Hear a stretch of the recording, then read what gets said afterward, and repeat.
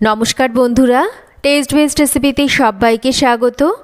গরমকাল মানেই কম মশলাপাতিতে হালকা পাতলা রান্না, যাতে আমাদের শরীরও সুস্থ থাকে আর তার সাথে পেটও থাকে ঠান্ডা। তবে কম মশলাপাতি হওয়া সত্ত্বেও রান্না হতে হবে সুস্বাদু।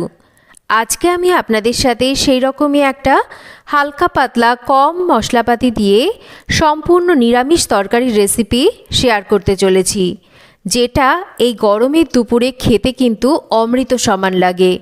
কি করে তৈরি করছি আজকের এই নিরামিষ তরকারি, চলুন দেখে নেওয়া যাক।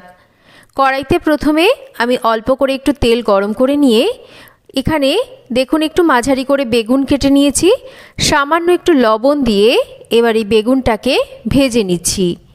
বেগুনটা দেখুন ভাজতে কিন্তু তেলটা পুরোটাই টেনে নেয় অনেক সময়, তাই অল্প করে প্রথমে তেল দিয়ে আমরা বেগুনটাকে ভেজে নেব।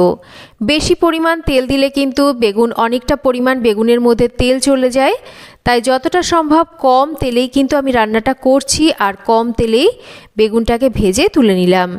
বেগুন ভেজে তুলে নেওয়ার পর এবার বাকি রান্নাটা করার জন্য আরও একটু তেল গরম করে নিয়ে কয়েকটা বড়ি ভেজে নিচ্ছি। বড়িগুলো ভেজে নেওয়া হয়ে গেলে এবার ভেজে নেওয়া বড়িগুলোকেও তুলে নিচ্ছি। এবার আমি এখানে ফোড়ন দিচ্ছি একটা তেজপাতা, আর তার সাথেই ফোড়নে দিচ্ছি কালো জিরে। ফোড়নটা সুন্দরভাবে ভাজা হয়ে গেলে পরিমাণ মতন হলুদ দেব, অল্প একটু জল দিয়ে দেব যাতে করে হলুদটা পুড়ে না যায়। কয়েকটা কাঁচা লঙ্কা আমি এখানে মাঝখান থেকে একটু ভেঙে দিয়ে দিচ্ছি।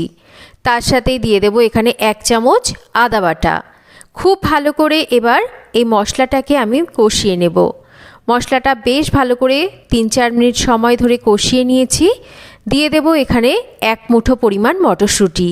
হাতের কাছে মটরশুঁটি থাকলে দেবেন, আর না থাকলে না দিলেও কিন্তু কোনো অসুবিধা নেই।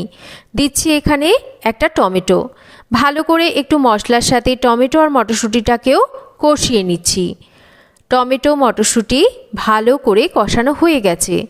এবার কয়েক টুকরো কেটে নেওয়া আলু, তার সাথেই দিচ্ছি কয়েক টুকরো শিম, দিচ্ছি এখানে পেঁপে, গাজর, দিচ্ছি রাঙা আলু, আর তার সাথে এখানে দেব আমি মিষ্টি কুমড়ো আর বিনস। তবে আপনারা আপনাদের পছন্দ মতন যে কোনো সবজি কিন্তু এই নিরামিষ তরকারিতে অবশ্যই ব্যবহার করতে পারেন। এখানে আমি এই সমস্ত সবজি দিয়েই কিন্তু আজকে এই নিরামিষ তরকারিটা বানাচ্ছি। খুব ভালো করে এবার মশলার সাথে এই সবজিগুলোকে একটু নাড়াচাড়া করে কষিয়ে নিচ্ছি। সবজিগুলো যেহেতু আলাদা করে ভাজছি না, বা এই তরকারির জন্য আলাদা করে সবজি কিন্তু ভাজার একদমই দরকার নেই। একটু ঢাকা দিয়ে দিয়ে সবজিটাকে কষিয়ে নিচ্ছি। এতে করে সবজিটা সুন্দরভাবে কষানো হয়ে যাবে, আর খুব ভালো করে কিন্তু সবজিটা মজে আসবে। মাঝে মাঝে 1-2 বার ঢাকাটাকে সরিয়ে নিয়ে সবজিগুলোকে নাড়াচাড়া করে দিয়েছি, আর বেশ কিছুক্ষণ সময় ধরে সবজিগুলোকে কিন্তু ঢাকা দিয়ে দিয়ে কষিয়ে নিয়েছি। এবার এর মধ্যে দিয়ে দেব আমি 1 চামচ মতন ভাজা জিরের গুঁড়ো, দেব এখানে 1/2 চামচ মতন গোলমরিচের গুঁড়ো, স্বাদ মতন মিষ্টিটাকেও এই সময় দিয়ে দেব। এবার একটু এই মশলাগুলোকে দিয়ে সবজিটাকে আরও মিনিট 2 কষিয়ে নেব।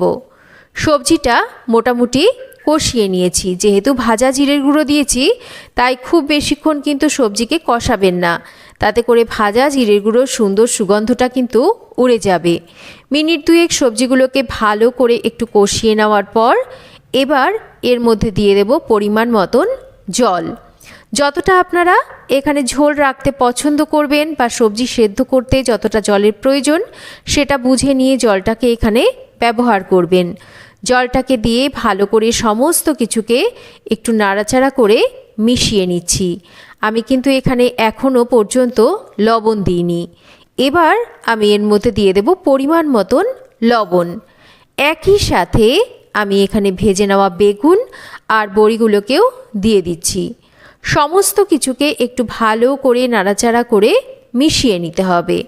সমস্ত কিছু ভালো করে নাড়াচাড়া করে মিশিয়ে নেওয়ার পর এবার ঢাকা দিয়ে এই সবজিটা পুরোপুরি সেদ্ধ হয়ে আসা অবধি আমাদের রান্না করতে হবে। অবশ্যই এই সময় ঢাকা দিয়ে রান্না করবেন, সবজিও তাড়াতাড়ি সেদ্ধ হবে আর ভাজা মশলার গন্ধটাও কিন্তু সুন্দরভাবে থাকবে। দেখুন সবজিটা আমি কিন্তু বেশ কিছুক্ষণ পর ঢাকা সরিয়ে নিয়েছি। সমস্ত সবজি কিন্তু সুন্দরভাবে সুসেদ্ধ হয়ে গেছে। এবার এর মধ্যে আমি দিয়ে দিচ্ছি বেশ খানিকটা ধনেপাতা কুচি। ধনেপাতাটাকে দিয়েও সমস্ত কিছুকে ভালোভাবে নাড়াচাড়া করে মিশিয়ে নিচ্ছি আর সবজিটাকে আরও মিনিটখানেক একটু রান্না করে নিচ্ছি। চাইলে আপনারা কয়েকটা সবজি একটু ভেঙে ভেঙে দিতে পারেন, তাতে করে সবজিটা একটু গাঢ় হবে। আপনারা চাইলে এটাকে ঝোল হিসাবেও খেতে পারেন, আবার এটাকে কিন্তু একটু গামাখো করেও অবশ্যই রাখতে পারেন, সেটা আপনাদের নিজের ওপর নির্ভর করছে। সবজি আমার একদম রেডি। এবার এটাকে নামিয়ে সার্ভ করব। এই গরমের দুপুরে এক টুকরো লেবুর সাথে এই রকম একটা নিরামিষ তরকারি খেতে কিন্তু দারুণ লাগে।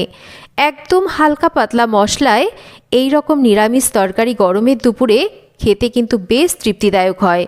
তো কেমন লাগলো আজকের এই নিরামিষ তরকারি বা ঝোলের রেসিপি একটা কমেন্ট করে জানাবেন। রেসিপি ভালো লাগলে একটা লাইক করবেন, রেসিপিটা শেয়ার করবেন।